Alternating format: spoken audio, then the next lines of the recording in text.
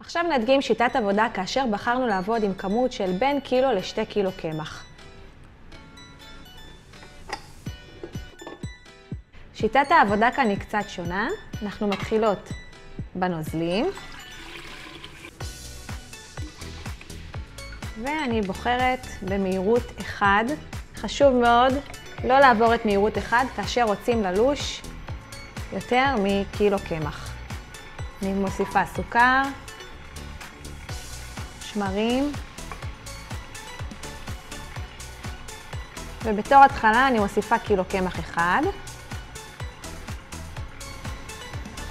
לאחר דקה של אישה, בין דקה ל2, נוצר כאן איזשהו איחוד של המים והקילו קמח הראשון. ועכשיו בהדרגה אני מוסיפה את הקילו קמח השני. סיימתי להוסיף את כל הקמח. אני מוסיפה את המלח בסוף, ונותנת לבצק עוד לישה של בערך 5 דקות. שימו לב, יש לי כאן 3 קילו בצק, שהם 2 קילו קמח ועוד קילו של נוזלים ופרודוקטים. המיקסר יציב מאוד, המיקסר לא מרעיש, המיקסר לא מתאמץ. תצמדו להוראות ולאופן ההכנה, ואני בטוחה מאוד שאתם תהנו מהמיקסר ומהיכולות שלו. לאחר לישה, על משטח מעט משומן, אני מוציאה את הבצק שלי.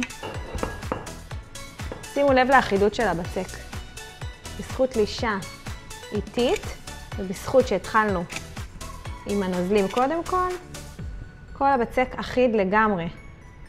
נותנת עוד לישה ממש קצרה של חצי דקה עם הידיים, רק על מנת לאחד אותו לגוש אחד.